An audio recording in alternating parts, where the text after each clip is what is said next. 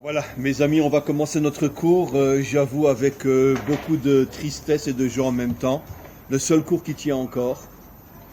J'avais, comme beaucoup d'autres enseignants, énormément de cours en français, en hébreu. Ils sont tous tombés. Vraiment, c'est incroyable, c'est le seul cours qui tient, c'est le cours de chez les Quins. Précise bien de chez les Quins. Parce que je pense que de là-haut, ils font tout pour dire mon cours, il ne s'arrêtera pas. Et vraiment, c'est un cours à leur mémoire. Mais vraiment, j'ai le sentiment, parce que c'est incroyable. J'ai des cours en hébreu avec des jeunes, ils viennent plus. J'avais des tas de cours en hébreu, en français, etc. Tous les cours sont tombés. Puis personne ne sort. Et le cours des Quins, il tient. Et grâce à Dieu, il y a du monde. Alors, on n'a aucun doute que monsieur et madame Quin sont directement aux commandes. Et ils disent, notre cours, il tombera pas. Ça, c'est sûr. Et... Je m'efforce d'informer les gens. Comment? Je m'efforce d'informer aux auditeurs Oui. pour qu'ils sachent de venir ou pas venir. Ah, oui, je sais, bien sûr, vous faites un travail extraordinaire, monsieur Salomon. Mais moi aussi, par exemple, quand les cours que j'ai essayé de reprendre, j'ai envoyé des dizaines de WhatsApp à des dizaines de personnes. Les gens viennent plus. Puis les gens, ils se disent, de toute façon, maintenant, les rabbins sont devenus des zoomers. Voilà, ils ont la bonne zoomer. Puisque maintenant, de toute façon, tous les cours, c'est sur le net. Ils disent, pourquoi se déplacer? On regardera le cours sur le net. Donc maintenant, il ne faut plus dire un rabbin, il faut dire un zoomer. Voilà. Et quoi qu'il en soit, on va commencer notre cours d'aujourd'hui, encore une fois, à la mémoire de monsieur et de madame K1. Et Bezrat Hashem, que le maître du monde fasse que ce cours puisse continuer. C'est vraiment... j'arrive pas à y croire quand je vois, grâce à Dieu, quand même pas mal de monde. Bon, en bas, il y a des gens qui font du bruit. Ça serait peut-être la peine de leur dire qu'on a un cours ici et qu'ils arrêtent d'hurler parce qu'ils n'ont aucune raison d'hurler en bas. Non, c'est mieux de leur dire directement en descendant. Voilà. Alors, on est aujourd'hui dans une paracha très importante. Je dis toujours les mêmes phrases chaque année depuis des décennies. Quand on arrive à Parashat Lech Lecha, évidemment, l'Agdama, l'introduction, c'est la paracha qui véritablement débute l'histoire d'Israël jusqu'à la délivrance finale. Dans cette paracha, en vérité, on a des allusions plus claires encore que cachées à toute l'histoire de l'humanité, toute l'histoire d'Israël, toute l'histoire de l'humanité. Et j'espère pendant le cours montrer quelques exemples, mais ce n'est pas vraiment le sujet du cours. On a des allusions aux 4 exils, ça on le sait dans notre paracha. On a des allusions à la guerre de Gog, les 4 rois qui attaquent Israël. On a des allusions absolument incroyables dans toute cette paracha qui contient vraiment toute l'histoire du peuple juif. Mais je ne sais pas si on arrivera à tout voir.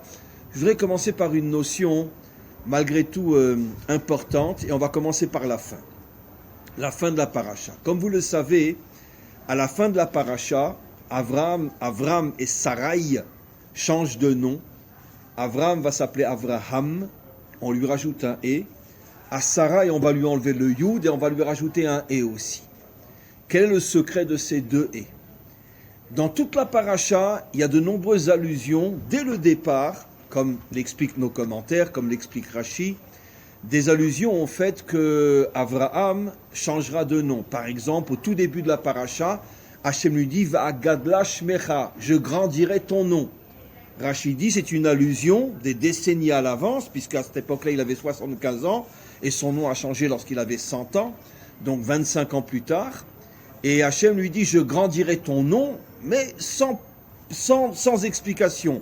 Rashi nous dit que c'est une allusion au fait qu'il lui rajoutera une lettre à son nom. Au lieu de s'appeler Avram, il s'appellera Avraham. Après, il y a encore une autre allusion dans la paracha, quand Avram sombrait plus ou moins dans un état de tristesse parce qu'il voyait qu'il avançait en âge et qu'il n'avait toujours pas d'enfant. Un jour, il osera presque dire à Hachem « Mais attends, tu me promets, mais pour l'instant, je suis complètement seul. » Il était dans sa tente. Et Hachem lui dit « Sors de ta tente. » Et bon, j'explique tout de suite après les commentaires, mais il y a des allusions très claires dans le verset. Hachem l'élève au-dessus des astres et des étoiles, c'est-à-dire il l'élève au-dessus de la nature, et il lui dit toi qui es en vérité un très grand astrologue, on sait qu'Abraham était aussi un très grand connaisseur de l'interprétation de ce qui se passe au niveau de la nature et au niveau des astres, au niveau des étoiles, etc. Hachem lui dit, tu as raison, effectivement tu as vu et tu as compris qu'Abraham et Sarah ne pourraient pas avoir d'enfants, mais moi je vais rajouter une lettre à votre nom, tu t'appelleras Abraham et elle s'appellera Sarah, et en changeant de nom, vous n'êtes donc plus les créatures qui sont d'après la nature dans une situation où vous ne pourrez pas avoir d'enfants, vous serez dans une autre situation où vous pourrez avoir des enfants. Et la Torah précise que Hachem lui dit « Avet Hashamaima » regarde le ciel. Mais en hébreu biblique, le mot « Avet » signifie voir du haut vers le bas. Les Havit, c'est voir du haut vers le bas. Et de là, Rashi explique que Hachem l'a élevé au-dessus de la nature et lui a dit, selon les règles de la nature, tu ne peux pas avoir d'enfant, mais je vais t'élever au-dessus des règles de la nature, et à ce moment-là, tu pourras, oui, avoir un enfant. Et en même temps, il lui fait une allusion dans le fait qu'il lui rajoutera une lettre à son nom. Alors, oui, c'est la même lettre, c'est deux « et », mais je vais expliquer justement c'est quoi le secret de ces deux « et ». On en a déjà parlé dans différents cours, mais je veux expliquer ça d'une manière aujourd'hui plus profonde encore. Certains enseignements, vous les avez déjà entendus, mais on va avancer malgré tout. C'est quoi ces deux « et » ? Les deux « et » sont tout simplement les deux « et » qui sont dans le nom divin. Comme on le sait, le nom divin qu'on ne prononce pas tel qu'il s'écrit, Yud « et », après un Vav, et après à nouveau un « et ». Il y a deux fois donc la même lettre dans le nom divin, le premier « et » et le dernier « et ». Selon les secrets de la Torah, je vais le dire d'une manière très simple, je vais d'abord le dire dans le langage, si vous voulez, des secrets, mais après tout de suite je le descends et je l'habille dans un langage que même un enfant pourrait comprendre. Les deux « et » font allusion à deux attributs divins, deux sphirotes. Le premier « et » fait allusion à la Bina, et le dernier « et » fait allusion à la Malchut. Et dans un langage extrêmement simple, la Bina fait allusion aux mondes qui sont au-dessus du nôtre, donc qui sont complètement au-dessus des règles, des lois et des limites de la nature dans laquelle nous vivons, alors que la Malchut, c'est ce monde dans lequel, d'une certaine manière, on est soumis et limité par toutes les règles et toutes les limites que nous vivons à l'intérieur de ce monde. Et donc, ces deux « et », pourquoi ? Puisque le premier « et » fait allusion à la Bina, qui fait allusion, comme on le sait, la Bina, du bas vers le haut, c'est la 8e sphira. Puisqu'on a Malchut, Yesod, Od, Netzar, Tiferet, Gvura, Chesed, 7 sphirotes, qui sont les 7 sphirotes du bas qui correspondent aux 7 jours de la création. Premier jour, Chesed, par rapport à Abraham. Deuxième jour, Gvura, par rapport à Yitzhak, on va en parler. Jusqu'au dernier jour, 7e jour, Shabbat, par rapport à la Malchut. Et quand on continue, on arrive à la 8e sphira, ça va être lié à la Brit Mila qui est le 8e jour. On arrive à la 8e sphira qui est déjà au-dessus de ce monde, puisque ce monde a été créé en combien de jours ? En 7 jours. Et comme j'ai déjà expliqué très souvent, le chiffre 7, on le retrouve dans l'espace-temps aussi. L'espace et le temps. Le temps, 7 jours. Et l'espace, très simple, si je suis ici, d'accord, dans un endroit, et que je vais regarder, je vais pratiser, je vais particulariser, je ne sais pas comment on dit en français, vous m'avez compris, l'endroit dans lequel je me trouve, d'accord ? Par rapport à moi qui suis ici, si je regarde devant moi le sud, d'accord, l'ouest, l'est, le nord, le haut et le bas. Et moi qui suis au centre. Donc, 7 points. Le chiffre 7 représente ce monde. Les 7 jours au niveau du temps, les 7 points par rapport à celui qui les définit et qui est au centre, par rapport à l'endroit. Donc, le temps et l'espace, c'est-à-dire notre monde, sont régis par le chiffre 7. Par contre, le chiffre 8, qui est la Bina, c'est déjà une force qui est au-dessus de ce monde. Et comme on verra dans quelques instants, c'est la raison pour laquelle, au moment où Hachem change le nom d'Abraham et de Sarah, à ce moment-là, il leur ordonne la Brit Mila le 8e jour, par rapport justement à une force qui est surnaturelle. Donc, pourquoi maintenant, puisque la question était, question que posent nos commentaires, puisque la Bina représente un monde qui est au-dessus d'une autre, un monde qui n'est pas lié, qui n'est pas emprisonné à l'intérieur des règles et des lois que nous subissons dans ce monde. Et la Malchut, elle représente ce monde. Alors pourquoi c'est la même lettre? L'une des réponses est parce que le but est d'unir ces deux mondes. Le but est d'unir les deux mondes, c'est-à-dire qu'en vérité, un homme authentique est celui qui arrive à vivre en même temps dans ce monde et en même temps attacher ce monde à des forces qui sont au-dessus de ce monde. Ça, c'est un sujet que j'ai déjà traité des milliers de fois. Parce qu'on le sait, généralement, le monde, avec toutes les nuances qu'il faut apporter, ça j'ai déjà expliqué, mais c'est simplement l'introduction, est très schématiquement divisé en deux grandes catégories d'êtres humains. Les religieux qui ne sont que en haut, les laïcs qui ne sont que en bas, mais c'est très dur de trouver un homme qui arrive en même temps à être investi dans ce monde et en même temps qui est lié de toutes ses forces à des forces qui sont au-dessus de ce monde. C'est très très dur de faire cette union. Et c'est pour ça que la Torah a choisi d'appeler ces deux mondes, qui apparemment sont très différents, de les appeler par la même lettre, pour dire que le travail essentiel de l'être humain authentique, c'est de lier le monde d'en haut avec le monde d'en bas. Maintenant, comme on va le voir, on avance doucement, au niveau de l'homme et de la femme, où se trouve le premier et où se trouve le deuxième et. Alors comme on le sait, l'homme incarne le premier et la femme incarne le deuxième et. Pourquoi? Parce que comme on le sait, bon, aujourd'hui c'est très difficile parce qu'il n'y a plus d'hommes, il n'y a plus de femmes, il n'y a que des déguisés. Mais dans la véritable nature des choses, un homme est beaucoup plus théorique, beaucoup plus au niveau de l'idéal, beaucoup plus au niveau des idées, et la femme est beaucoup plus au niveau de l'action, de la réalisation, de la concrétisation. Alors c'est vrai au niveau homme-femme, mais c'est aussi un schéma fondamental. Il y a des êtres humains qui sont beaucoup plus théoriques, il y a des êtres humains qui sont beaucoup plus pratiques. Un a une dimension plus masculine et l'autre a une dimension plus féminine. Maintenant, quand on pousse jusqu'au bout, on dirait qu'un être très spirituel, et donc c'est le premier et un être beaucoup plus matériel, c'est le deuxième et. Vous comprenez maintenant que quand Hachem a créé Adam et Ève, il a donné à Adam la dimension du premier et il a donné à Chava la dimension du deuxième et. On va voir dans quelques instants l'union des deux, qu'est-ce que ça produit, vous allez voir, c'est merveilleux. Mais on avance doucement. Et ils devaient avoir un enfant ensemble, mais entre-temps est venu le Nachash. Le Nachash qui représente le Yetzer Hara, les forces du mal. Et quand le Nachash a compris que si Adam, qui est le et d'en haut, et Chava, qui est le et d'en bas, s'ils arrivent à s'unir, ils vont créer une force qui va empêcher le Nachash de pouvoir dominer le monde. Parce que depuis la faute de Adam Arishon, qui domine le monde? Le Nachash. C'est lui qui domine le monde, puisque c'est le mal qui domine le monde, c'est pas le bien qui domine le monde. Celui qui a le pouvoir, l'argent, la politique, etc., c'est entre les mains des méchants, c'est pas entre les mains des gens bien. Et donc, le Nachash voulait s'accaparer le monde, et il a empêché l'union positive entre Adam et Chava. Vous savez tous, je l'ai déjà expliqué des milliers de fois, que cette histoire de l'arbre et de la pomme défendue, etc., tout ça, ce sont des métaphores et des codes que seuls les idiots croient à la lettre. D'accord?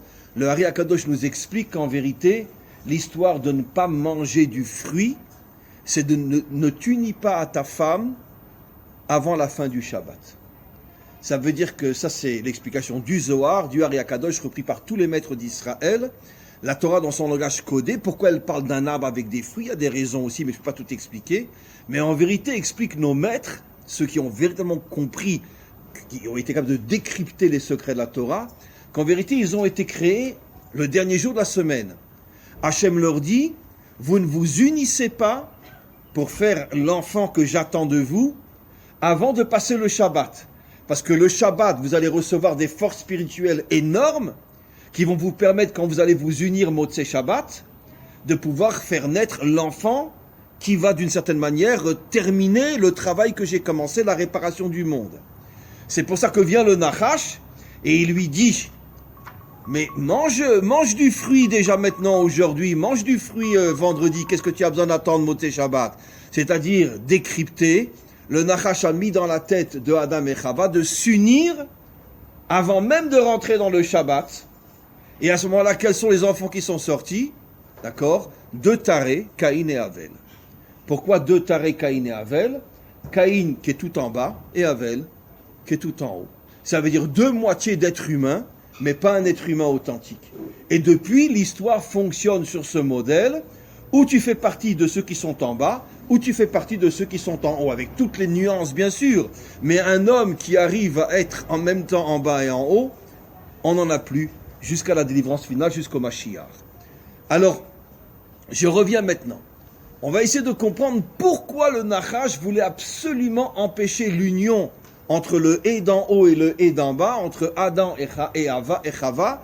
Pourquoi il voulait absolument empêcher cette union et qu'elle ne se fasse pas comme elle devait se faire, c'est-à-dire Motzei Shabbat, après que l'un et l'autre soient remplis de la sainteté du Shabbat, des énergies spirituelles positives du Shabbat, et il les a poussés à s'unir le vendredi, ce qui a fait tomber toute l'humanité jusqu'à aujourd'hui. Puisque, qu'est-ce que a causé cette union interdite? Que finalement, ils n'ont pas pu créer et mettre sur terre, et jusqu'au Mashiach, avec des milliers de nuances bien sûr, mais très schématiquement, jusqu'au Mashiach, on n'a pas un homme qui arrive à trouver l'équilibre parfait entre le monde d'en haut et le monde d'en bas. Et donc, et qui c'est qui en tire un avantage? Le Nachash. Pourquoi? Parce que le Nachash, c'est lui qui domine le monde. Et c'est ce qu'il voulait. Alors maintenant, essayons de comprendre qu'est-ce qui se produit lorsque ces deux et arrivent à s'unir dans le bon sens du terme. Eh bien, il va falloir attendre 2000 ans depuis la faute de Adam, jusqu'à ce que Abraham et Sarah reçoivent chacun le « et ». Ça veut dire que Abraham, comme on le sait, nos maîtres nous l'expliquent, est le Gilgoul de Adam Arishon, Sarah est le Gilgoul de Chava. Ils sont revenus, il a fallu attendre un long moment avec tout ce qui s'est passé, le déluge, la tour de Babel, et quantité de catastrophes, etc., un long détour, jusqu'à ce qu'ils arrivent eux-mêmes. Il va falloir attendre que Abraham ait 100 ans et elle ait 90 ans. Ils reçoivent chacun le « et », c'est-à-dire Hachem leur dit, maintenant vous êtes dans une situation où vous pouvez à nouveau essayer de faire 2000 ans après, avec 2000 ans de retard, faire ce que normalement Adam et Ève auraient dû faire s'ils avaient attendu Motzei Shabbat, et malheureusement ils se sont unis le vendredi. Et donc, recommencez maintenant, reprenez en main la reconstruction du monde. Bien sûr, ça ne va pas se faire en 1 heure ni en 2 jours, mais ils ont lancé la reconstruction du monde. Malheureusement, comme on le sait, si le Ham Israël n'avait pas fauté des centaines de fois et des milliers de fois, la délivrance serait venue beaucoup plus tôt, mais au moins le processus est mis en marche. Pourquoi? Qu'est-ce qu'il sort de l'union entre Abraham et Sarah? Comment il s'appelle? Yitzhak. Abraham et Sarah. Yitzhak. Et quelle est la mida qui est représentée par Yitzhak? Abraham représente le Chesed, Yitzhak représente la Gvura en hébreu. Gibor. C'est quoi un Gibor, même en hébreu moderne? Un Gibor, un fort. D'accord? Fort dans le sens pas uniquement physique, mais dans le sens mental, moral, etc. C'est l'une des raisons, explique-nous, pour laquelle on l'appelle Yitzhak, qui est un futur, celui qui rira. Pourquoi il rira? Parce que grâce à la qualité de Yitzhak, tous ceux qui vont avec cette qualité, que je vais expliquer dans quelques instants, parce qu'il faut-il encore expliquer c'est quoi la Gvura, tous ceux qui vont sur le chemin de Yitzhak, un jour riront, ça veut dire riront de leur victoire d'avoir vaincu toutes les forces du mal. Oui. C'est pas la rigueur? C'est la rigueur aussi, mais la rigueur c'est un aspect de la Gvura. La Gvura, si vous voulez, c'est la force, le courage, la détermination, la volonté, toutes les forces qui permettent à un homme d'avancer, de ne jamais reculer. Aussi la rigueur, bien évidemment. Pourquoi? Parce qu'un homme qui veut avancer, il a besoin d'être très rigoureux. Parce que comme on le sait en français mieux que dans n'importe quelle langue, trop bon, etc. Et donc, on a besoin de rigueur, parce que si tu es trop gentil, trop bon, tu pourras pas avancer, tu vas te faire bouffer. Donc, il y a des moments où il faut savoir être... oui.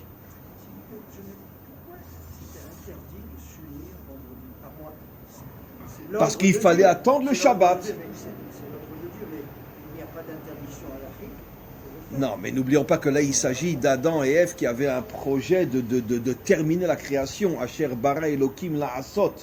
Ils devaient terminer le monde et on pourrait dire d'une certaine manière, le monde avait été créé au niveau de son brouillon par Hachem et le propre devait être créé par Adam et Chava.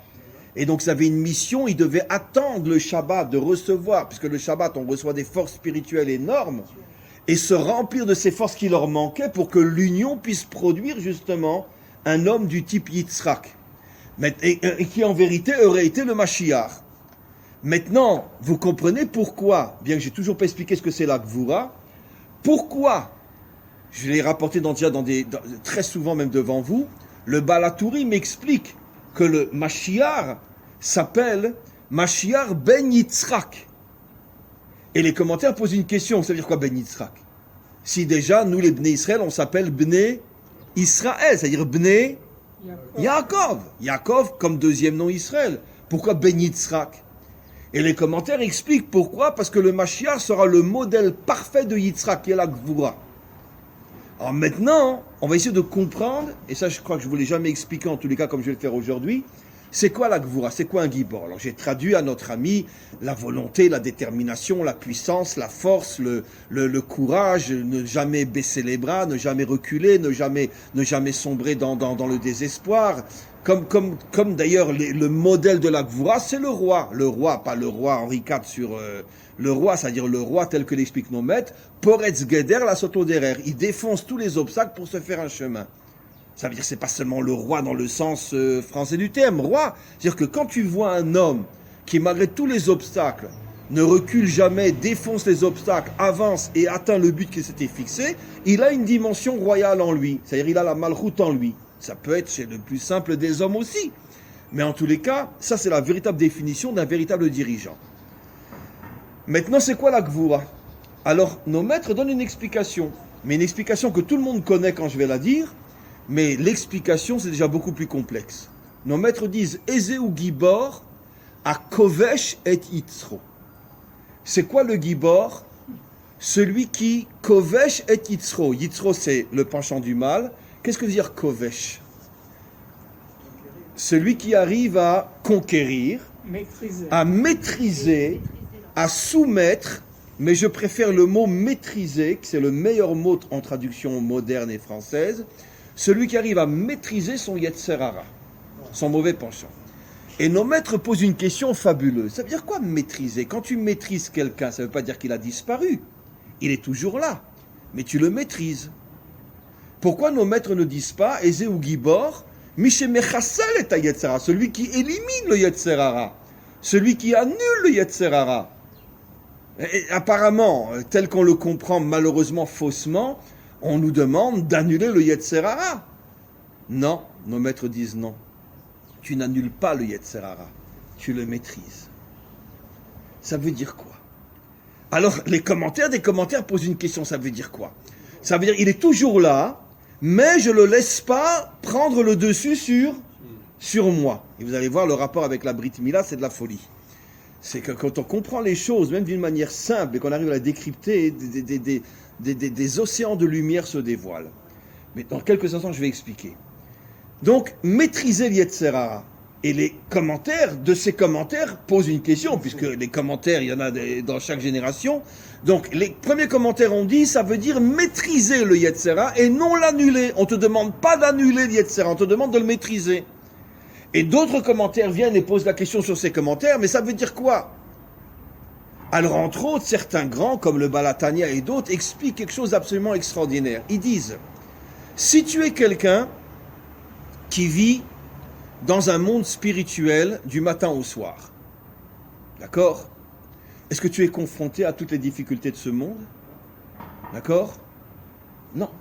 Ok, très bien. Si tu ne fais pas de l'argent, tu n'auras jamais une tentation d'être un voleur. Si tu restes dans ta yeshiva ou dans ton église toute la journée, tu risques pas d'avoir une secrétaire qui a le dos nu. Très bien. Et etc., etc. Donc, si tu es enfermé toute la journée et tu es avec le bon Dieu toute la journée, tu as du Yetzer Hara. Ben non, et comment tu veux qu'il t'attaque, le Yetzer Hara? Tu vois pas de femme, tu vois pas d'argent, t'as personne qui essaye de te faire tomber, tu es toute la journée enfermé dans ton ghetto spirituel, t'as plus de Yetzer Hara. Par contre, juste un instant, je termine, par contre, d'accord, si tu es un homme d'affaires, d'accord, je dis si, comme mettre Paris en bouteille, bien sûr, si tu es un homme d'affaires et que tu gagnes de l'argent, et que tu as des secrétaires qui ne sont pas forcément toutes religieuses, etc., et que tu as des tas de gens qui viennent te voir pour te proposer des affaires sous la table, etc., d'accord? Donc tu as le Yetzer Hara, mais tu le maîtrises, tu le laisses pas te monter et t'écraser, c'est ça être un gibor.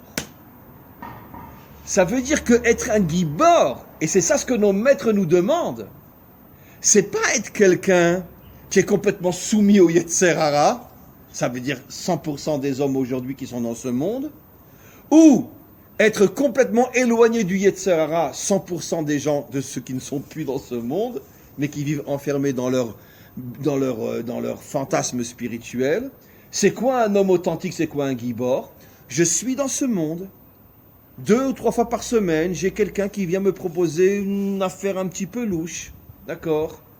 Je gagne beaucoup d'argent. Je suis entouré de gens qui ne sont pas forcément toujours très pudiques, etc. Mais je ne tombe pas. Entre parenthèses, je l'ai déjà dit 1000 fois, quel est l'exemple le plus célèbre d'un homme qui était confronté à toutes les cochonneries de ce monde et qui n'est jamais tombé? Yosef. Dans le pays le plus corrompu, le plus débauché, le plus idolâtre, le plus corrompu de la terre, il n'est jamais tombé. Et je l'ai déjà dit, excusez-moi, à chaque fois qu'il sortait dans la rue, toutes les Égyptiennes se mettaient sur leur balcon, lui le sifflaient et lui jetaient de l'argent, monte à la maison. C'est pas de moi, c'est dans le Midrash. Tellement il était beau, il n'est jamais tombé une fois. Pas une fois. Ni dans l'argent, ni dans la débauche, ni dans l'idolâtrie. Ça, c'est un gibor. Comment? Quand il avait 17 ans, mais malgré tout, il n'est pas tombé. Il a failli, mais il n'avait que 17 ans.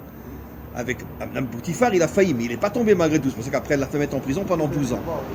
Mais quoi qu'il en soit, on voit que être un gibor, c'est être dans ce monde et ne jamais laisser les forces négatives de ce monde t'écraser. Parce que si tu n'es pas dans ce monde, tu n'es pas un gibor. Si tu es dans ce monde et tu es écrasé, tu n'es pas un gibor non plus. C'est qui le gibor? Tu es dans ce monde et tu ne tombes pas.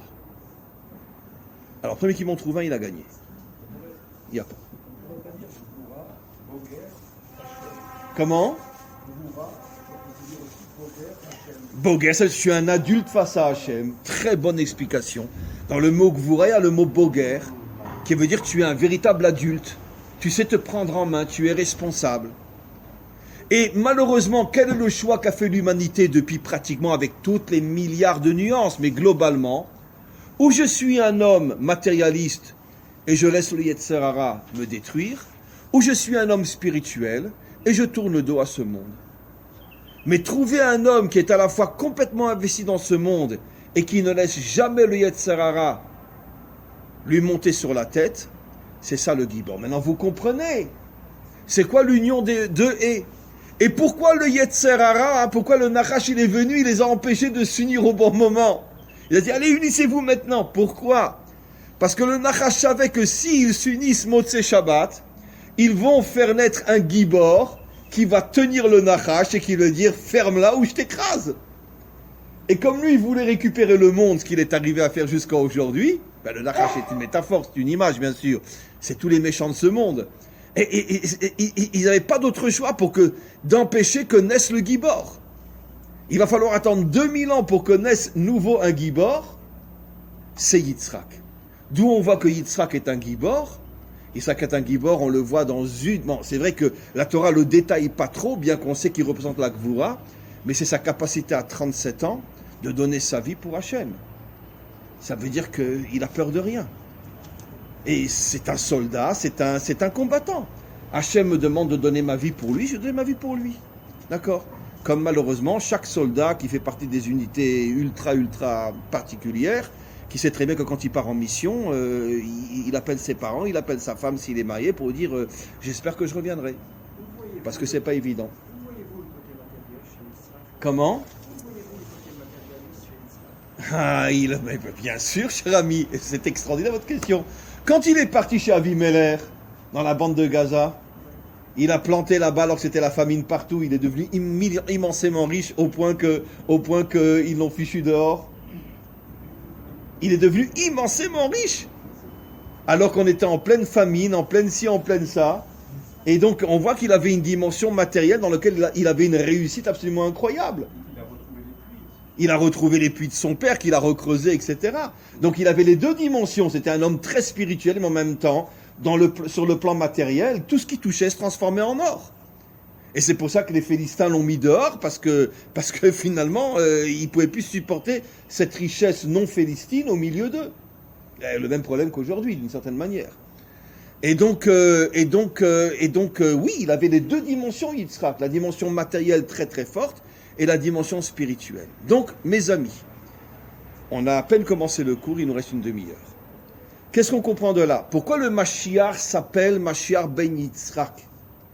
Parce qu'en vérité, depuis le début de la création, ce que Hachem attend de nous, c'est de retrouver l'homme authentique. Et l'homme authentique est celui qui est complètement investi dans ce monde, qui a des tentations et des épreuves inimaginables, mais qui ne tombe jamais. Maintenant, vous allez comprendre, c'est un petit peu délicat comme sujet, mais vous allez comprendre maintenant pourquoi Hachem a choisi de faire avec nous l'alliance dans la partie du corps la plus faible et la plus matérialiste de tout le corps humain. C'est-à-dire la partie du corps qui fait tomber l'humanité tout entière depuis le début de la création. Pourquoi? Je veux dire, je ne comprends pas le bon Dieu. T'as pas, je sais pas, dis-moi l'œil, dis-moi l'oreille, dis-moi la bouche avec laquelle on étudie la Torah, avec laquelle on prie. Mais pourquoi tu vas créer l'alliance à cet endroit-là? C'est nul. Franchement. C'est nul.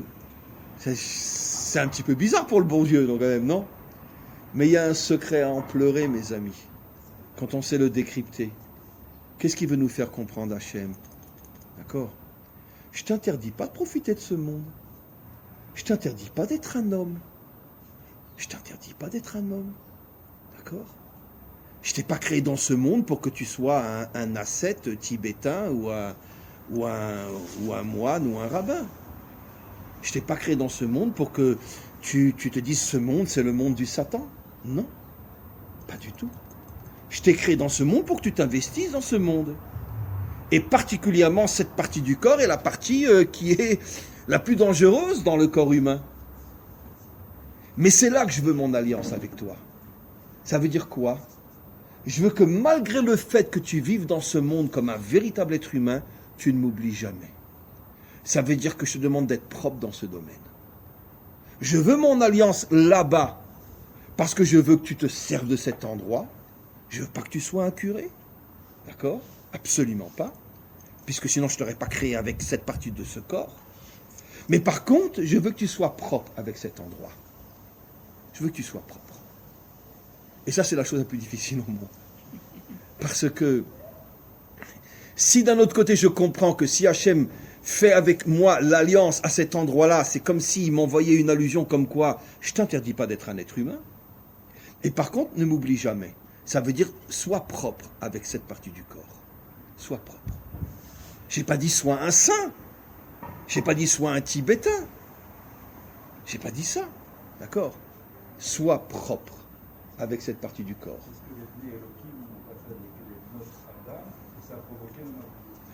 C'est ce fameux midrash, quand Hachem a voulu créer l'homme. 2 anges sont venus, lui ont dit ne crée pas l'homme, il faudra. D'accord? Et Hachem leur a dit, si vous étiez à sa place, vous fauteriez encore plus que lui. Et c'est eux qui ont amené le Maboul. La perversion sexuelle totale. C'est eux qui, quand ils sont descendus dans ce monde et ont pris une forme humaine, c'est eux qui ont amené le Maboul. Comme on le sait. C'est 2 anges déchus qu'on appelle les Néphilim dans la Torah.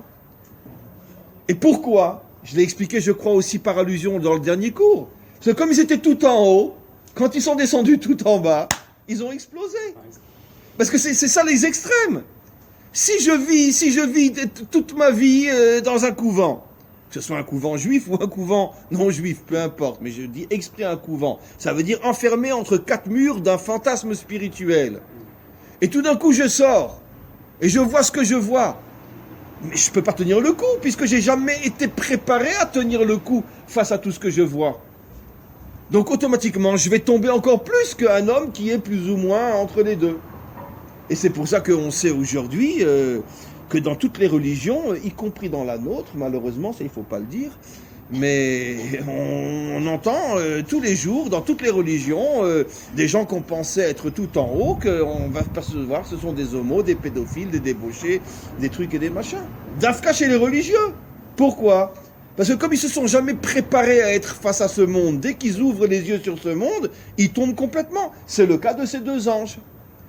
Concernant Israël, comment ça serait que Dieu ait parlé à sa femme, Rivka, et non pas à lui concernant donc Yaakov? Alors, vous savez quoi, ça sera le prochain cours. Enfin, quand on arrivera à cette paracha. Quand on arrivera à cette paracha, on va en reparler justement. Et vous me le rappellerez au début du cours, d'accord ? Mais là, ça va nous éloigner trop. Donc, on comprend donc que qu'est-ce que c'est un homme authentique ? Celui qui est kovesh et titzro. Je ne fuis pas le Yetzer Hara, mais je ne le laisse pas être mon dirigeant. C'est moi qui le dirige, c'est pas lui qui le dirige. Et donc c'est pour ça que j'ai expliqué que cette histoire de la circoncision, d'ailleurs je vous le dis clairement, et je ne me trompe pas, parce que je ne suis pas le premier à le dire, c'est écrit depuis des millénaires, au moment de la délivrance finale, tous les hommes du monde entier se circonciront. Parce qu'ils comprendront le véritable message de la circoncision. Être dans ce monde, mais être propre dans ce monde. C'est ça le message de la circoncision. Et donc, la circoncision, d'ailleurs, Maïmonide, le Rambam fait déjà une allusion à ça, qui dit que même aujourd'hui, un non-juif qui se circoncis fait une mitzvah. Ça veut dire que d'une certaine manière, il accomplit un commandement de Dieu. Beaucoup de commentaires sont contre lui et lui disent comment tu peux dire ça, mais la Brit Mila a été donnée aux juifs, pas aux non-juifs. Mais il n'a pas changé son avis, et en vérité, il fait allusion à ce que j'explique, et il n'est pas le seul, comme quoi la circoncision, c'est quelque chose qui concerne l'humanité tout entière. Et vous savez l'une des plus grandes preuves qu'on a ? D'accord ? Il y a deux hommes qui sont nés directement circoncis. Au tout début, avant Abraham. Deux. Adam et Noach. Non, avant Abraham. Adam et Noach. Et nos commentaires posent une question, mais comment Noach a pu naître circoncis ? Pourtant, Noach, c'est le modèle des nations. On les appelle Bnei Noach. Pas moi je l'appelle Bnei Adam, mais peu importe. Mais en tout cas, Bnei Noach. Alors comment Noach peut être né circoncis ? Et beaucoup de commentaires disent de là une allusion au fait qu'au moment de la délivrance, tous les hommes des nations se circonciront aussi. Et cette mitzvah sera acceptée par le monde entier. Parce que tout le monde comprendra quelle est la symbolique de cette mitzvah. Je suis dans ce monde, c'est ce que représente cette partie du corps, mais je suis un homme propre. Et ça, comment ? Shem, c'est possible que Shem est né Maoul aussi, mais Shem est né après Noach, vous avez raison. Mais Noach est le deuxième, il y a eu Adam, il y a eu Noach, ils sont nés circoncis. Qui ? Moshe aussi est né circoncis, oui. Il y a eu plusieurs hommes qui sont nés circoncis, mais même jusqu'à aujourd'hui, il y a des non-juifs qui naissent circoncis. Hein. On peut naître circoncis. Parce que c'est sa femme qui l'a circoncis. Qui ? Non, elle a circoncis le fils de Moshe. Le fils de Moshe, pas Moshe lui-même. On continue mes amis. Maintenant je vais vous montrer dans cette paracha, il nous reste 20 minutes, je vais vous montrer certains points de folie dans cette même paracha. Qu'est-ce que c'est donc être un gibor ? Eh bien remontons à Abraham. Remontons à l'histoire d'Abraham et de Lot. Vous savez, comme disent nos maîtres, Istakel beoraita ou bara alma. Hachem se sert de la Torah pour donner des allusions à toute l'histoire humaine. Abraham et Lot, disent nos maîtres, représentent les deux parties qu'il y a dans le peuple juif, jusqu'à aujourd'hui. Abraham représente le vrai juste, je ne dis pas le spirituel, parce qu'Abraham n'est pas dans le sens déconnecté de ce monde, c'est tout le contraire, bien au contraire. Un homme qui déjà avant la circoncision avait ce potentiel de comprendre que la vraie spiritualité c'est d'être dans ce monde et pas être déconnecté de ce monde. Mais par contre Lot représente la dimension matérialiste, très terre à terre et parfois même très négative qui existe jusqu'à aujourd'hui à l'intérieur du peuple juif. On a eu des Madoff, on a eu ci, on a eu ça, etc. Et il ne faut pas cacher la vérité. Je veux dire, le peuple juif, c'est pas, il ne sort pas de la cuisse de Jupiter, d'accord? Il y a de tout dans notre peuple. Et l'autre représente cette partie négative qui se trouve dans le peuple juif. La preuve, c'est que quand ils vont revenir d'Égypte avec une grande richesse, qu'est-ce que l'autre fait, d'accord? Il cherche la jouissance et le fric. C'est ce qu'il cherche. Et quand il va trouver Sdom, il part là-bas. Qu'est-ce que dit Rashi? Pourquoi il a choisi Sdom? Parce que c'est l'endroit du znout et l'endroit de l'argent. Voilà. Et grâce à Dieu, dans toutes les générations, on a eu des juifs comme ça aussi. Il y en a un très célèbre en France, on ne citera pas son nom. Très bien. Comment? C'est grâce à lui qu'on a ça. Non, ça veut dire que c'est pas grâce à lui. Ça veut dire que... Ça veut dire que... Laissez-moi expliquer. Ça veut dire que dès le départ, Hachem a créé dans le peuple juif ces deux forces. Une force négative, dont le premier modèle est Lot, puisque Avram arrive en Eretz Israël avec Lot, et une force positive qui s'appelle Avram. Maintenant, regardez. Regardez, et vous regarderez encore après moi Rashi. Quand finalement ça ne va plus entre Avram et Lot, et que Avram dit à Lot, écoute, on se sépare. Mais regardez ce que dit Rashi. Rashi explique qu'Avram dit à Lot, on ne peut pas vivre même l'un à côté de l'autre, d'accord, mais sache que je ne veux pas m'éloigner de toi, je serai toujours à tes côtés pour venir et t'aider si tu as besoin de moi. Je ne te tourne pas le dos. Quand je dis ça, j'ai envie de pleurer. Parce que je veux dire, si seulement notre peuple était capable de lire la Torah comme on doit la lire. Qu'est-ce que lui dit Avram? C'est pas possible qu'on vive vraiment ensemble, c'est impossible. Pourquoi? Parce que tes bergers volent, je préfère, si jamais un soir je stocke chez toi et que je te trouve avec 3 prostituées dans la maison, je vais crever. Donc je sais que tu as une tendance à vouloir t'amuser, donc je préfère qu'on se sépare. Mais d'un autre côté, sache que je suis toujours à tes côtés. Moi je représente le monde spirituel authentique, mais si tu as besoin de moi, je suis là. On va le voir, d'accord? Regardez, Rachid le dit explicitement. Qu'est-ce qu'on comprend de là? On comprend de là ce que devrait être le peuple juif. C'est vrai que dans le peuple juif, il y a des gens plus spirituels, plus etc. Et d'autres, on le sait jusqu'à aujourd'hui, en Israël et partout dans le monde, des gens qui sont tout en bas. Mais généralement, qu'est-ce qui se passe dans tous les peuples et dans le nôtre aussi? Ceux qui sont très spirituels regardent les matérialistes, les débauchés, les trucs comme des satans. Allez vous faire voir. Et qu'est-ce que dit Abraham à Lot? Je ne t'abandonnerai jamais, mon frère. Plutôt mon fils, c'était son fils adoptif. D'accord? Je ne peux pas vivre main dans la main avec toi, mais je suis toujours là. Si tu as besoin de moi, je suis là. Qu'est-ce que Abraham nous enseigne? C'est que le bien n'abandonne jamais le mal. Puisque le vrai bien, c'est le cours de la semaine dernière, mais aujourd'hui c'est la preuve explicite, c'est d'essayer de transformer le mal. D'essayer de faire sortir du mal, et on va le voir encore, on a encore un petit moment, de faire sortir du mal tout le bien qui est caché en lui. Et finalement, dites-moi, qui va sortir de Lot? Qui va sortir de Lot? Le Mashiach. Et avant lui, Ruth. Et avant lui, David, qui sont des descendants directs de Lot. Ça veut dire que le libérateur du monde sort de celui qui était au départ un homme corrompu. Et pourquoi Avram lui a dit « je ne t'abandonnerai pas » ? Parce que Avram savait que si je suis un homme bien, ma seule et unique préoccupation, c'est de m'occuper de ceux qui ne sont pas bien, pour sortir d'eux tout le bien caché qu'il y a en eux. Voilà. Et maintenant, bien sûr, à Kippour. D'accord. Et comme j'ai raconté souvent cette histoire, je vais très très vite, mais une histoire authentique. Un des élèves du Baal Shem Tov, qui était lui-même un très très grand rabbi, d'accord, et on arrive à Yom Kippour, tous ces chassidim sont avec lui, c'est lui qui doit faire la prière, il est chazan, et il commence pas, 10 minutes, un quart d'heure, 20 minutes, une demi-heure, les élèves n'en peuvent plus. Il y en a un qui va le voir, il dit, Rabbi, pourquoi tu commences pas la prière? Il dit, mais je peux pas, on n'a pas de fauteur parmi nous. Et la première phrase qu'on dit le soir de Kippour, c'est que on doit avoir des fauteurs parmi nous. Alors, il y en a un qui dit, tu veux que j'aille t'en chercher un? Il dit, oui, dans le village d'en face, il y en a un, c'est une vraie crapule, allez le chercher.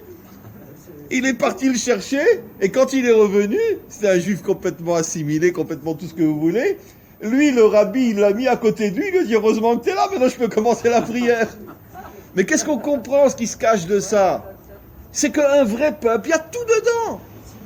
Il y a tout dedans. Et chacun doit comprendre qu'il est là pour aider l'autre. C'est ça un vrai peuple. Et donc, à force de montrer à Lot que Abraham restait à ses côtés, ben de Lot est sorti le Mashiach. De Lot est sorti Ruth, de Lot est sorti David. Les personnages les plus incroyables de notre histoire. Ruth et David, jusqu'au Mashiach. C'est absolument incroyable. De Lot, un homme qui couche avec ses filles. De là vont sortir des lumières absolument incroyables. Incroyables. Mais c'est pas seulement ça. Alors là, sortez vos mouchoirs. Quand les 4 rois vont venir et vont faire prisonnier Lot, parce que comme nous dit Rashi, Lot était le sosie d'Abraham, et qu'en vérité, la véritable raison pour laquelle ils étaient venus, nous dit Rashi, dans ces 4 rois, il y avait Nimrod. Et ils étaient venus en prétextant que certains peuples ne payaient plus les impôts, etc., comme vous verrez dans Rashi. Mais en réalité, ce qu'ils voulaient, c'est capturer Abraham. Parce qu'ils savaient qu'Abraham était celui qui allait faire le tikkun du monde. Et donc, quand ils ont capturé Lot, ils ont cru qu'ils avaient entre leurs mains Abraham. Et qu'est-ce que Abraham c'est? Attends, c'est des 4 rois d'une puissance incroyable. Abraham entend que son fils adoptif s'est fait prisonnier. Il part en guerre contre eux avec combien de soldats? 318. Alors que eux sont des dizaines de milliers. Et il arrive à les vaincre. Quel est le message qu'on a de là, mes amis? Mais c'est à pleurer, j'ai mon cœur déchiré. Normalement, si tu étudies la Torah, que tu vois un texte pareil, qu'est-ce que tu comprends? Très bien, moi je suis religieux. Moi j'ai fait le choix d'être plus dans la spiritualité que dans la matérialité. C'est le choix d'Abraham, d'une certaine manière. Il est constamment avec Dieu. Mais quand une partie de son peuple se fait attaquer, et que cette partie de ce peuple qui se fait attaquer, c'est pas forcément ceux qui sont des modèles, qu'est-ce qu'il fait? Il prend son épée et il part en guerre. Pour sauver cette autre partie d'Israël. Traduit en français, qu'est-ce que tous les hommes de Torah devraient faire quand Israël est attaqué? Être les premiers à prendre des armes et se battre avec leur peuple, pour leur peuple. Et jusqu'à aujourd'hui, malheureusement, ça change beaucoup, mais non, nous, notre arme, c'est la Torah. Nous, notre arme, c'est la prière. On va prier pendant que vous vous faites massacrer. Très bien. Et bien voilà, la Torah dit tout le contraire. Abraham a pris avec lui ses 318 élèves, il les a sortis de la yeshiva, et il leur a dit, on va aller sauver l'autre partie de notre peuple. Et ils ont demandé, c'est qui Lot? Quoi, tu veux te mettre en danger pour sauver Lot? Ce laïc, ce taré mental, tu veux le... Mais il a qu'à crever, c'est lui qui a choisi de partir à Sodome. Il a dit non. Parce que notre travail à nous, qui représentons le bien, c'est de donner notre vie pour sortir et transformer le mal. Il y a une gamatria sur 318? Oui, bien sûr. C'est une très très bonne question. Ben, c'est les 3 lettres du mot Mashiach. Siyar, il manque juste le même. Le fameux Siyar de Shem, Yafet et Ham, qui après le déluge, s'il avait eu un 4e fils, il lui aurait donné un nom qui commence par même et on aurait eu Mashiach. 318 fait allusion bien sûr à Siyar, 3 lettres sur 4 de Mashiach, pour nous faire comprendre que l'attitude d'Abraham, qui est entre parenthèses un religieux, mais même quand la partie entre parenthèses négative de son peuple se fait attaquer, il sort, il devient un soldat, il se bat. Et il dit pas, non, nous on va rester à l'Yeshiva, on va étudier toute la journée, c'est comme ça qu'on va vous sauver. Non. Il sort avec son épée, il va se battre.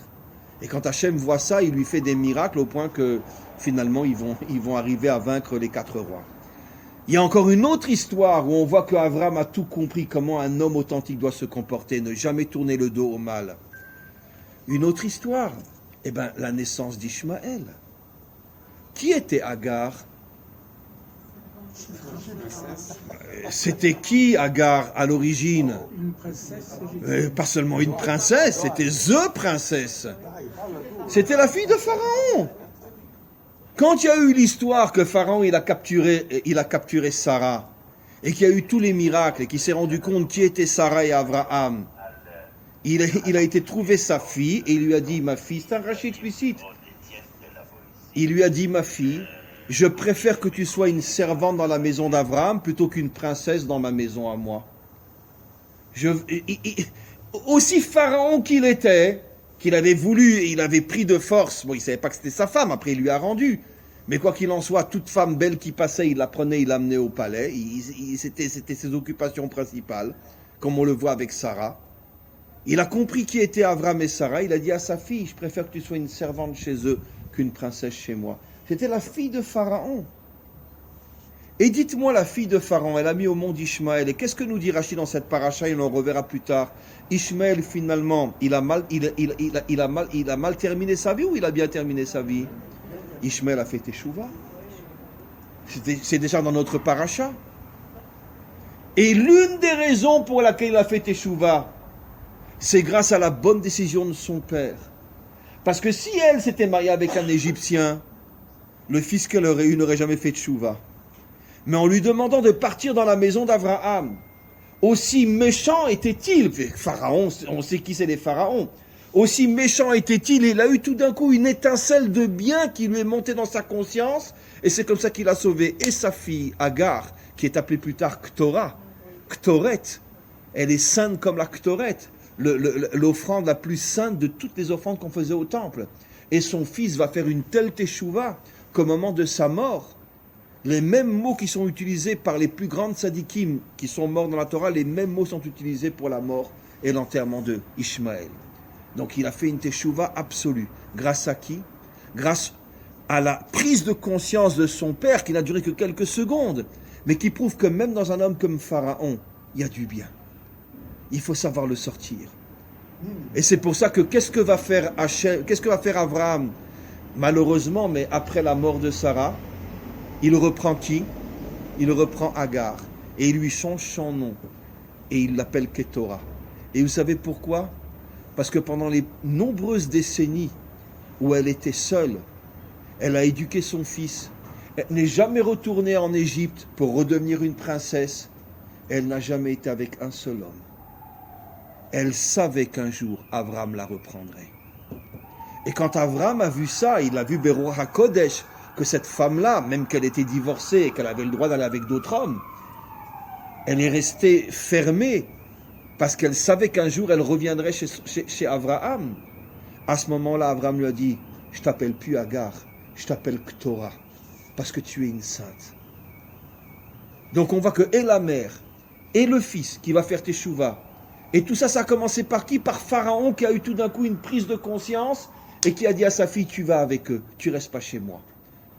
Donc on voit que Abraham, lui aussi, avec Lot, avec Pharaon. Et dites-moi maintenant, juste encore une chose. Et la fille de Pharaon chez Abraham, ça vous fait penser à quelle autre fille de Pharaon? Bathia qui a sauvé Moshe. 2 fois une fille de Pharaon. La fille de Pharaon qui devient l'épouse d'Abraham, la fille de Pharaon qui sauve Moshe et qui sauve le peuple juif. Donc franchement, d'accord, arrêtons de dire que c'est Moshe qui a sauvé le peuple juif. Ça a commencé avec la fille de Pharaon. Parce que c'est elle qui a sauvé Moshe. Et qui après, c'est sûr que c'est lui qui nous sort d'Égypte, mais sans l'intervention de Bithia, on ne serait jamais sorti d'Égypte. Donc finalement, qui nous a sortis d'Égypte? Qui a créé le peuple juif? La fille du plus grand dictateur de la terre. Hein? Comment? Quoi? Et après Pharaon Fatchouva, il va créer Ninvé, oui. C'est pas par hasard si les accords d'Israël les accords d'Abraham. Oui, c'est incroyable qu'ils ont donné ce nom-là, les accords d'Abraham. Oui. Oui. Mais la descendance avec Abraham, Ketura, n'a pas été quelque chose de... C'était un modèle. Vous savez, je vous signalerai, cher ami, que Yitzhak était l'arrière-grand-père de Amalek. Je vous signale que David a mis au monde un fils qui a voulu le tuer. Je vous signale que l'une des plus grandes crapules de l'histoire des rois d'Israël s'appelait Ménaché, dont son père Hiskiaou a failli être le Mashiach. Donc cette histoire qu'un homme bien peut mettre au monde un enfant horrible, ou que parfois c'est le contraire, qu'un père pas bien comme Terah, qui a pris Abraham et qui l'a donné à Nimrod pour qu'il le jette dans la fournaise, peut mettre au monde un tzaddik absolument incroyable, ça c'est un sujet en soi. Mais on ne peut pas de là tirer une conséquence, puisque on n'a pratiquement pas un seul personnage biblique qui n'a pas eu des enfants ou des petits-enfants qui étaient de grandes crapules. Il ne faut pas enregistrer ce que je vais dire, mais le premier grand idolâtre à l'époque de Yehoshua en Eretz Israël, qui est le premier qui a introduit des idoles en Eretz Israël, c'était le petit-fils de Moshe, le fils de Gershon, Micha. Le petit-fils de Moshe a été le premier idolâtre en Eretz Israël, le petit-fils de Moshe. Faut pas l'enregistrer, ça. Qu'est-ce qu'on comprend de là? Que l'histoire des générations, un tzaddik peut mettre au monde un rachat peut mettre au monde un tzaddik. L'une des explications, c'est depuis le mélange qui s'est produit avec la faute d'Adam Arishon, où explique le Ari Akadosh, le bien est rentré dans le mal et le mal est rentré dans le bien, et dans chaque bien il y a du mal et dans chaque mal il y a du bien. Vous savez, aussi un exemple qui m'est douloureux et pénible, mais on le sait, on ne peut pas le nier. Vous savez combien d'enfants de nazis se sont convertis, sont arrivés en Israël et sont devenus des êtres extraordinaires? Quand ils ont appris ce que leurs parents avaient fait, ils avaient 12, 13 ans pendant la guerre, et quand après ils sont arrivés à l'âge de 18, 20 ans, on a une histoire très célèbre avec un groupe de je ne sais combien de dizaines d'enfants de nazis qui sont arrivés à côté de Tibériade dans la ville qu'on appelle Migdal. Bon, ça remonte maintenant, c'était pratiquement dans les années 50. Ils se sont tous convertis et pratiquement toute la lignée, ce sont des gens croyants, pratiquants. On voit des photos des arrière-petits-enfants avec des péotes, pas Haridi, mais Datileoumi, Khardali, comme ça. Et même, je crois qu'il y en a certains qui sont devenus même Haridi. Mais en tout cas, tous, Shomret Torah Mitzvot, tous des enfants de grands nazis. D'accord? On a cette histoire célèbre avec, j'ai déjà raconté des milliers de fois, avec, il y a un rave ici à Beit Vegan. Son père était officier dans les têtes de mort. Ça veut dire ceux qui, avant qu'il y ait les camps de concentration, en 38, 39, 40, 41, 42, partout où il rentrait, il y avait des grandes fosses, babillards, etc. Et il tuait des milliers de juifs. Et le père de cet homme-là, c'était un des plus hauts gradés des SS tête de mort. Et son fils avait aussi 12, 13 ans pendant la guerre, il ne le savait pas. Son père, quand il rentrait, « Bonjour mes enfants, comment ça va ?» nanana. À 18 ans, il a appris ce que son père avait fait. Sans dire un mot, il est parti, sans dire à ses parents où il allait. Il était tellement écœuré d'avoir des parents comme ça. Il est parti au Canada. Là-bas, au Canada, il a fait des études de médecine. Il a rencontré des juifs là-bas et il a décidé de se convertir, mais en Eretz Israël. Il est arrivé en Eretz Israël, il est devenu un grand médecin, mais en même temps, il a fait des études de Torah d'un très haut niveau et il est devenu rave et médecin. Et ses parents ne savaient pas où il était. Il avait changé de nom, etc. D'accord ? Et tous ses enfants, c'est des petits Ariens blonds aux yeux bleus. D'accord. Et lui, il est devenu Haridi, Dafka. Mais en même temps, médecin. Et après des années, j'ai raconté cette histoire des milliers de fois, c'est lui qui la raconte pratiquement chaque Yom HaShoah, on l'entend à la radio cette histoire. Et il a entendu que son père était mourant. Son père, entre-temps, avait été arrêté, il avait fait, je crois, 10 ou 15 ans de prison pour ce qu'il avait fait, en Allemagne même. Et bon, il était sorti de prison, il était mourant. Et il demande à son rave, est-ce que je vais le voir ou je ne vais pas le voir avant de mourir? Pas pour l'embrasser, lui dire bonjour, bien sûr, mais pour qu'il sache que je suis devenu. Lui qui a tué des milliers d'hommes et de femmes et d'enfants qui voient que son fils est devenu. Et le rave lui dit, oui, tu vas le voir. Il a la chance d'arriver juste avant la mort de son père, il rentre à l'hôpital, d'accord? Et le père le voit, il est arrivé avec un ou deux de ses grands-enfants, qui étaient déjà des adolescents, avec péote et tout. Et le père le voit, tout de suite il le reconnaît.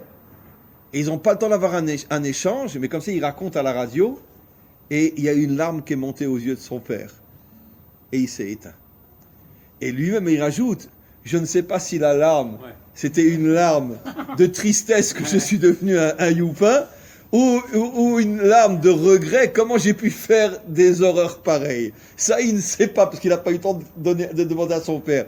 Mais c'est des exemples parmi des milliers. Vous savez, si je me trompe pas, la nièce de Himmler est arrivée en Israël après la guerre. La nièce de Himmler et s'est convertie elle aussi. Ça veut dire qu'il y a eu de ce peuple-là, malgré tout, sont sortis des tas de gens qui, quand ils ont pris conscience de ce que leurs parents avaient fait, on dit non, nous, on va maintenant aider ce peuple à se reconstruire. Donc, qu'est-ce qu'on voit de là? On voit de là toujours le même principe. C'est que finalement, même dans le mal absolu, parce que plus mal absolu que le nazisme, on ne peut pas trouver, et bien même de là peuvent sortir des étincelles de lumière, qui vont devenir après des gens. C'est dur à dire, mais on le sait, c'est des faits, je veux dire, incontournables. Et ça, encore une fois, c'est le symbole de la Brit Mila. Hachem dit, moi je veux mon alliance dans l'endroit le plus meurtrier du corps humain. Parce que c'est ça ce que je vous demande. Je vous demande d'être dans ce monde afin de le changer. Parce que si vous êtes dans ce monde et que vous ne le changez pas, ou vous êtes à l'extérieur de ce monde, alors qui va s'occuper de mon monde? Et c'est ça un homme authentique. Et c'est ça le grand message de cette paracha. Comme on voit avec Lot, comme on voit avec la fille de Pharaon, comme on voit avec quantité d'autres histoires dans cette paracha. Que le maître du monde nous aide, Bezrat Hashem, à être des hommes authentiques. Oui, une question encore? Vous avez dit que Lot a choisi d'aller à Sodome. C'est pas du tout ça. Parce que Lot, Abraham lui dit, on doit se séparer parce qu'on est trop grand. Oui. Si tu vas à gauche, je vais à droite. Si tu vas à droite, je vais à gauche. Tout le monde est en face de toi. Et alors, Lot qui avait baissé comme ça, devant une situation pareille, un jeune homme, qu'est-ce qu'il fait? Il regarde par terre. Il a levé les yeux et qu'est-ce qu'il a vu? Sodome. Jéricho. Oui. Et les néons, il est allé là-bas. Non, mais Rachid dit pas comme ça. Rachid dit qu'il a choisi C'est une Sodome. trappe. Oui, mais Rachid dit qu'il a choisi Sodome parce que ils étaient immensément riches, les terres étaient très fertiles, et parce que c'était un pays de sodomisation. Voilà, c'est marqué clairement. Il a fait le choix pour le plaisir et l'argent. Rachid dit explicitement. Comme autre pharaon, on peut citer également Cyrus et Trump. Oui, bien sûr, Cyrus, qui était sur le plan personnel pas un grand modèle, mais il avait du bien en lui, et Trump bien évidemment aussi. Voilà mes amis, que des bonnes choses.